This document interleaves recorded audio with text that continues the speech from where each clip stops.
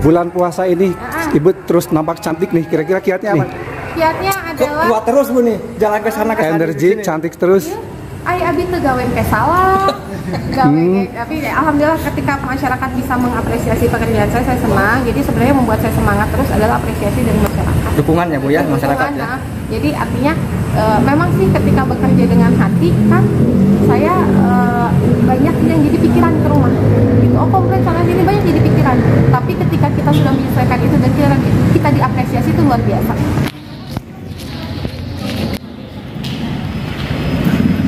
Dengan kunjungan hari ini ke MPP itu yang ingin dipastikan terkait apa nih Bu? Nah, kalau pertama MPP silaturahim dulu soalnya belum pernah ketemu kan sama yang di sini. Terus yang kedua untuk mempersiapkan program roadshow pelayanan publik yang akan diadakan beberapa pekan ke depan ada beberapa titik. Roadshow ini di berbagai wilayah? Iya, aku lupa lagi ya, pokoknya mah rata ada antara utara, tengah sama selatan ada semua. Semua yang ada di pelayanan publik itu ada nanti di roadshow? Cuman ada Dukcapil, Dinkes, Samsat, SIM, sama Kominfo. Oke, Bu ini dasar. Oke, Bu tadi ini ada beberapa masyarakat kita lagi live juga ini Bu yang ingin katanya di Capil itu ketika bikin KTP kadang-kadang suka habis ininya, habis itunya gitu. Gimana Bu ini? Jadi gini, dalam 100 hari ke depan ya mungkin boleh dihitung sebagai program 100 hari kerja gitu ya, bahwa kami akan membenahi pelayanan publik yang menjadi komplain utama masyarakat. Salah satunya adalah KTP, itu paling utama. Ya belangko katanya bukan orang suka habis gitu. Oke lah, boleh lah dibahas bahwa dulu sering habis, sering nggak ada. Tapi saya dan Pak Bupati berkomitmen keras untuk mencukupkan. Setidaknya kita evaluasi 100 hari ini membereskan masalah-masalah masyarakat yang ingin KTP-nya bisa ulang karena rusak atau karena masih singkat. Nah terus kalau misalnya permasalahan itu belangko habis, tolong laporkan yang masih punya statement belangko habis atau menarik uang untuk mengadani belangko. Lapornya kemana Bu? Lapornya boleh bebas, ada di yang span lapor, ada juga kalau mau secara informal boleh kirim ke saya, ke Instagram saya atau Instagram pemerintahan, supaya kami pantau langsung.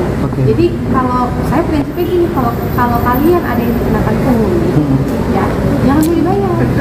Artinya lapor dulu, lapor, insya Allah ditindaklanjuti kalau belum dibayar. Tapi kalau misalnya kalian udah bayar, kita juga bingung, kita paling bisa menegur setelah ya gitu. Jadi jangan dulu dibayar ya. Kalau misalnya ternyata Bu, ternyata kalau di kecamatan ini harus bayar 150 dulu, kumpulin buktinya. Ya, jadi kita mau based on bukti ya, buktinya mau video, mau foto, siapa oknumnya, nanti kita bantu selesai. Ini Bu katanya ada dari ini warga selatan nih, tim reaksi cepat ketika ada jalan berlubang katanya Bu, itu gimana Bu? Ini ya, berlubang ini penting. Kenapa jalan berlubang sekarang belum bisa terus-terusan? Pertama anggarannya karena kan semuanya kami ini kan masih di tahun anggaran yang sudah dibuat oleh pemerintah sebelumnya. Betul. Nah pemerintah sebelumnya pun sekarang terkendala efisiensi. Ada dana-dana yang memang untuk infrastruktur yang sementara ini di hold, betul gitu kan ya.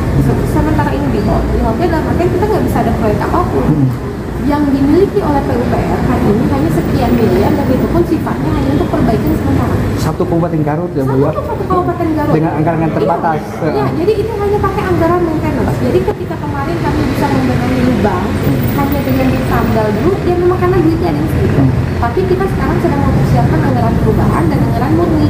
Nah di situ sudah dirilis oleh Pak Bupati berdasarkan aduan masyarakat. Jadi ketika masyarakat mengadu, kita tuh bukan ngantep ya, bukan diem aja, tapi oke, kita lihat masukkan ke list. Karena ada beberapa yang akan dibantu provinsi, ada beberapa yang akan kita handle sendiri. Ini Ibu terkait dengan ada informasi terbaru nih, kan ada wisata Salegan nih Bu. Karena udah berjalan 3 tahun, terus katanya sekarang ditemukan adanya PBG-nya itu aspal Bu. Setelah dicek ini itu gimana Bu? Tapi Salegan sendiri kan salah satu tim pendukung nih Bu.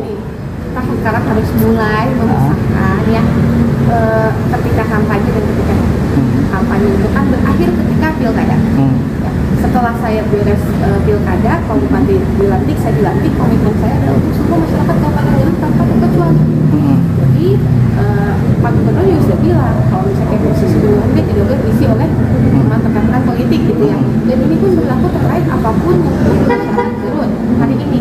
Kalau memang walaupun itu didahulunya adalah misalnya pendukung segala macam apapun, tidak pendukung, bukan pendukung, tidak ada sentimen tertentu artinya kalau tidak pendukung apakah kita akan selalu menegasikan? Tidak. kalau itu pendukung apakah akan selalu menjadi positif? Tidak, semuanya based on hukum yang berlaku. Karena kami kan bekerja berdasarkan hukum ya. Jadi kalau misalnya salah ya kami tegur, kalau salah ya kami investigasi. Nanti kalau memang ada laporan, ada aduan, pasti kami ajak untuk diskusi dulu. Tidak tebang pilih dalam artiannya mentang-mentang pendukung jadi dilindungi, tidak boleh gitu. Dan semuanya punya hak untuk diselesaikan dengan baik akan. Walaupun itu non pendukung, bukan berarti makin sentimen nih, makin digoyang-goyang, diganggu ya kan. Berarti langkah yang konkret yang akan dilakukan oleh Bu Putih nih terhadap Salegar nih Nah, gimana? berarti ada aduan nih. Ada. Aduannya silakan masukkan. Entah lewat Sudah ke Pak Bupati katanya Bu? mana? Berarti ranahnya Pak Bupati. Nah, nanti Pak Bupati pasti akan memerintahkan instansi terkait untuk menyelesaikan. Satu lagi Bu terkait ini jogging track Bu. Nanti finishingnya seperti apa tuh Bu jogging track? Ya Katanya kan ngomong jogging track, sor aja belum beres. Nah, kalau jogging track masalah kasus-kasus terdahulu itu saya sih karena saya posisi wakil ya kan ya, jadi tidak terlalu bisa ikut campur tangan untuk penyaluran. Paling saya ngobrol sama Pak Bupati. Kalau misalnya ada laporan-laporan yang mana silakan secara prosedural. Tapi kalau misalnya pembangunan sor ke depan, saya dan Pak Bupati ada komitmen untuk mulai membenahi, mempercantik lagi apa yang berkali di Garut. terkait itu Bu yang ngobrol dengan Pak Satpam katanya. Bisa nggak Ibu dengan Pak Eko katanya kan dia PPA-nya kata Bu. Gimana Bu? Itu mah kalau masalah itu prosedural, semuanya prosedural. Saya tidak ada tadi sekali